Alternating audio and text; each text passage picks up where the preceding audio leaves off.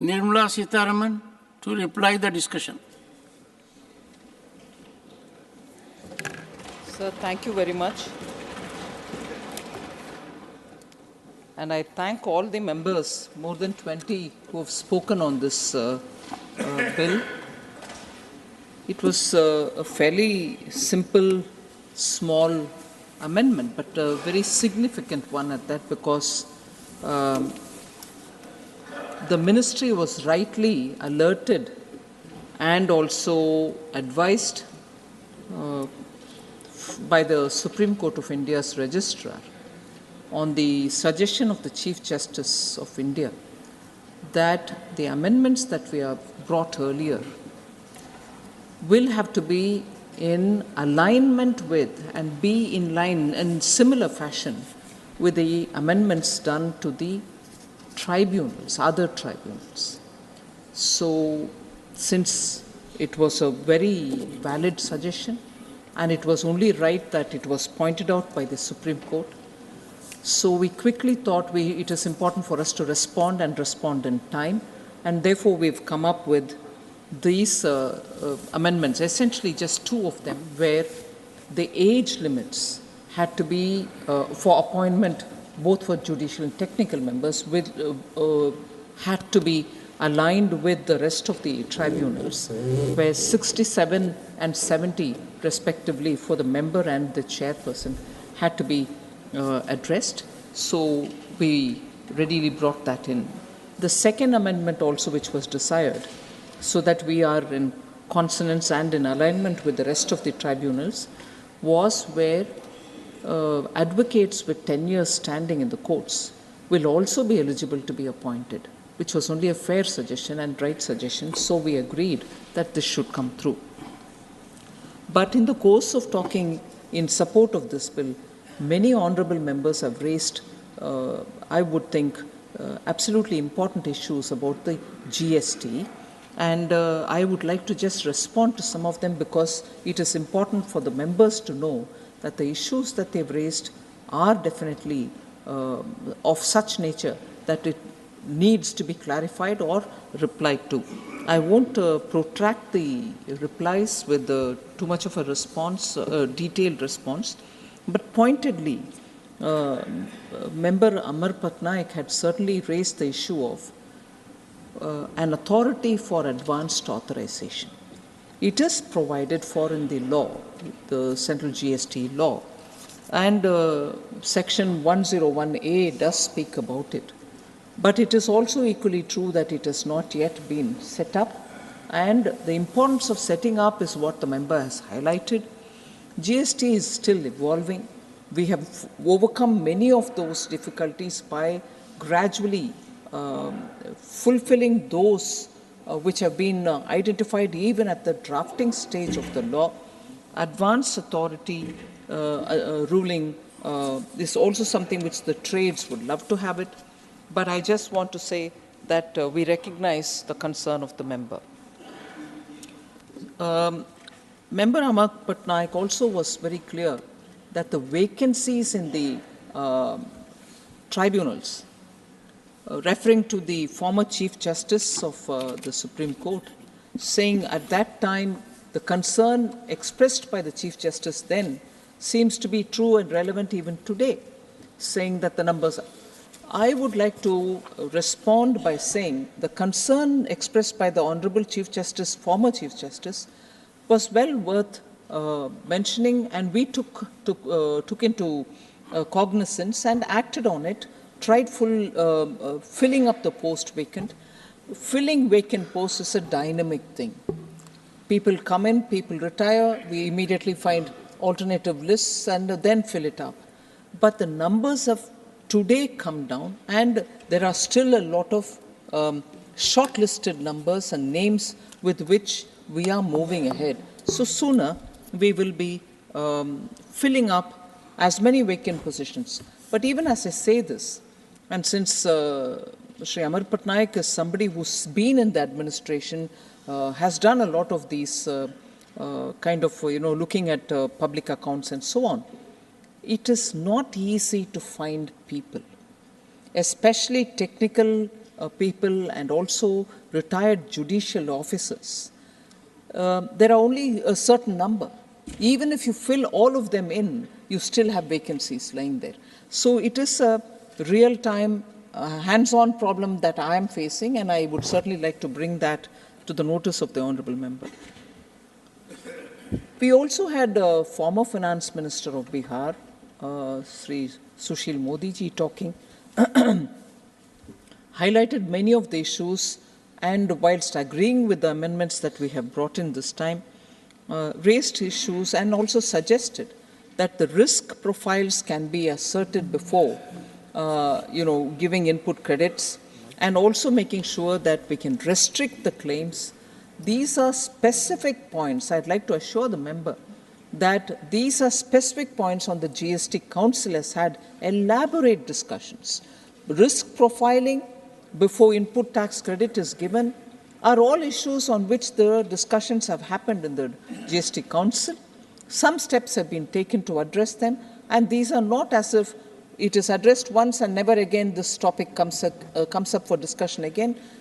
Some topics keep coming as we go along to realize if this can be a better opportune time to do if we didn't do it earlier.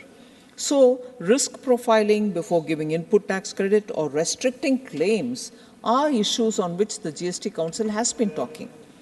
Sir, there was also this reference made by Honourable Member Sushil Modi that if 60 lakh is the threshold for these small firms to get registered, beyond which they have to get registered, and if they are 60 and below, they can be kept outside. Or is it 40 now, or is it 20 now, has been a question which he did raise, and conceded that at the current moment it is 40 lakhs, and suggested that even at the time of drafting this legislation, there was this question whether 60 can be given and can it be therefore given now, was his suggestion. I do hear him. Equally, I was very pleasantly surprised when one of the other members speaking said that it is a desire to, because once you come into this GST enrollment, small or big companies all benefit because of the input tax credit. And the attempt should be, and ideally should be, for more and more small firms also to come on board, because they then become also people who can vend or sell things to larger companies and therefore get the benefit of input tax credit. So whilst increasing the cap from 40 to 60 may be a good suggestion, I leave it to the Council to decide, but it is also equally that more small firms ideally should also come on board. So the other question about the other suggestions that Honourable Member Sushil Modi spoke about was ease of doing business for small companies. I want to say that from registration to return filing and payments, all steps are now completely online. There is no need for anyone who wants to come and set up a unit and then register for GST to run after the offices. In fact, I had the happy occasion of visiting Gujarat and going over to the constituency of the Finance Minister of Gujarat, where he has set up GST Seva Kendra, which is an idea which many states are adopting, where in one entry, meaning one visit to the GST Seva Kendra, you can register all in a matter of 5 minutes. There are people sitting there looking at your documents, also cross-verifying there and then. Register within 15 days. But if there is more to be asked, they shall do it, and only then will they go and visit these firms which want to get registration. So this example I'm taking of this Gujarat GST Seva Kendra is because such measures are being taken by the GST Council and the ministers who are in it to make sure that ease of doing business, particularly for the small firms, is brought in. Also, the GSTR 3B returns are now auto-populated. So it doesn't matter if you have all the data or not. All that you have to see is if those entries which have come in as a part of the auto-populated information, whether you agree or you don't. And if you don't, you can always say you don't. So these kind of measures are already being taken up. And I think because of that, the ease of doing business is genuinely an issue which the Council is servicing. So I had another member talk about improvement in the GST system. Bida Mastan Rao, if he's here, member, he is here, I can see him. So he said, improvement in the GST system is important. The grievances will have to be addressed. And on that, he also wanted us to do a lot of steps to go ahead taking. But I want to bring some facts before the honorable member. The number of grievance tickets which were raised earlier, in return filing that is, has fallen to 4 per 10,000 returns which are getting filed. So 10,000 returns, it used to be 67 tickets before, that is in 2017, for every 10,000. Today it's only 4. Then there has also been consistent growth in the monthly return filing, which has reached now 90% by the end of this month, and as against the 71% which was the case 3 years ago. In the current financial year, the revenue has grown to average 1.66 lakh crores per month, and with a growth of about 11.9% over the GST collection of 1.49 lakh crore per month in the financial year 2022-23. So the growth is steady, the growth is consistent. It has reached a sort of number where you can say safely that below that will not be the collection, it can only be above it. In GST now, sir, pre-filled returns are provided to taxpayers. Just a minute ago, I spoke about it. Also, the input tax credit statement is provided to ensure error-free returns. So earlier, there used to be this worry that if I do one error, I'm unable to correct it. I can't get the same form back, or if I get it also, I'm not sure if I'm doing the right correction. So now, we are providing the statement, ITC statement, so that error-free entries can happen. So nil returns can be filled by sending just an SMS. So you don't have to every time only keep filling the the form online. You can send an SMS, and that will also say nil returns. I don't have any returns to file. Even that is taken on board. And for mismatches in the return, and self-assessment and correction facility has been provided for the taxpayer. So these are all steps which are taking the system to be better, and I'm sure more such steps will happen. So then Dr. Anil Bonde spoke about needing more GST appellate tribunal benches. He says we need more in Pune, Mumbai, Aurangabad and Nagpur. I wish to say, sir, the decision on the number of benches in any state is as requested by the state itself. We don't decide how many benches have to be given to A state as opposed to B state. So when the state itself says, give me only 3, for instance, in Maharashtra, they've asked for 3 and we've given 3. So if the member wants more, or the honorable member feels Maharashtra needs more, he's very welcome to talk to the state government and see if the state government wants to have more. And also, even the locations of where these benches will have to be situated is very much as per the state's own recommendations. Sir, there are other members who spoke about various other issues which are not so pertaining to the GST itself.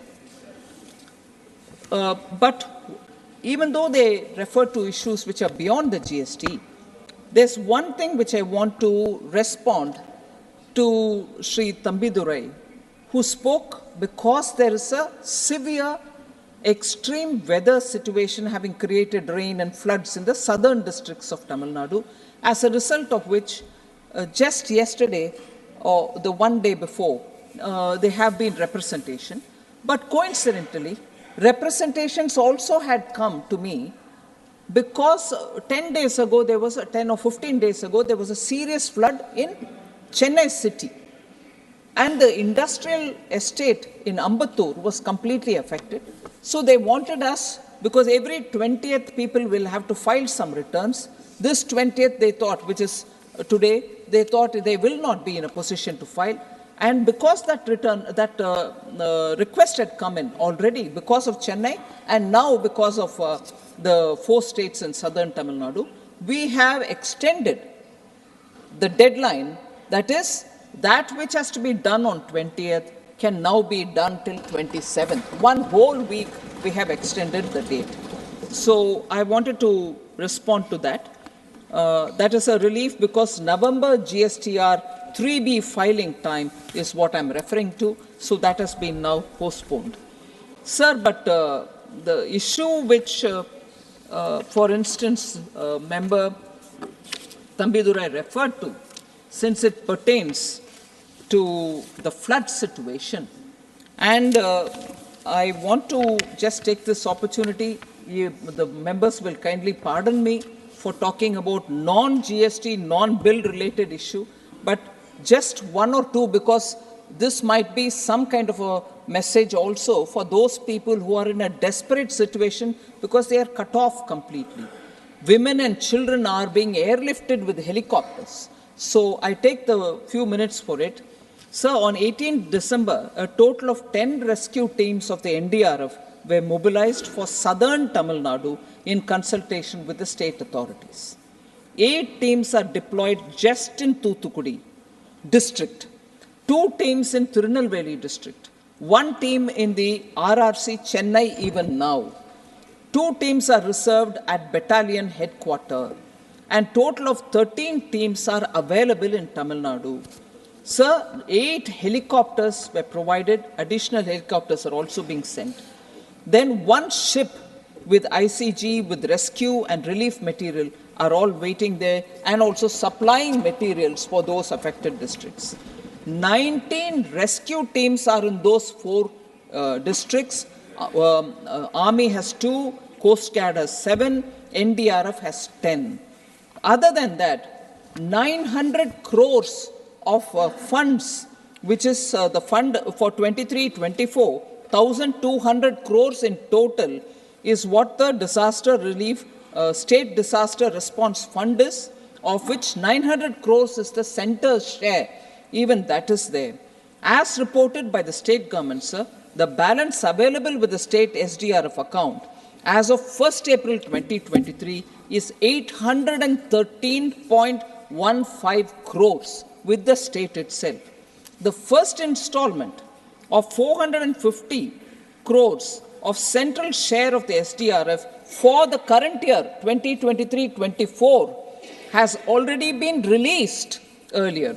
The second installment of 450 crore has also been released on 12th December 2023. So the central government is not in any way delaying or forgetting to provide timely relief. I want to assure honorable member, and from my point of view, from the Ministry of Finance point of view, I had ensured that United India Insurance, 4 public sector general insurance companies are all sent for that Michang cyclone itself to the ground. Surveyors are in the ground. They are sending us almost daily report on how much they've covered. And we ensured, and the Secretary, Department of Financial Service is closely monitoring just so that people who have to get insurance money for the loss that they've been put to are getting it in time, and therefore the agencies, insurance companies and their agents are literally on the ground doing the job. For the 4 states, sir, for the 4 districts which have been affected, I thank the Home Minister for not only immediately responding with all these NDRF teams, but he has also sent the survey teams already to Tamil Nadu. So, I would like to very clearly highlight the fact that, with due respects, although the Chief Minister had come here yesterday and because of his other preoccupations got to see Prime Minister, who gave even at late night the time to meet him because an honorable chief minister is asking for time, particularly that which chief minister who's coming from a flood heat state, he gave time even at the night after having spent the whole day in the parliament. He gave time in the night, met with the chief minister, and this is the response which has already gone before the chief minister met with the prime minister himself. So I want to highlight the fact that Tamil Nadu, and particularly because of the speedy response of Home Minister, had got those relief and rescue helicopters, boats, medicines, and other assistance in time. So we shall be closely monitoring, and I assure the people of Tamil Nadu, Prime Minister Modi will be there at every time you need.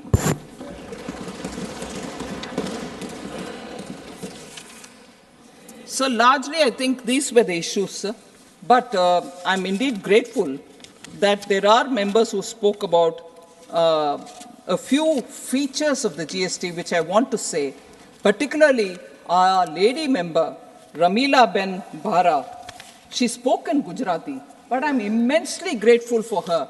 She clearly identified what is the blessing that GST brings. She spoke about the abolition of, in a way, the cascading effect of tax, as a result of which all of us before GST used to pay such high prices for daily use commodities.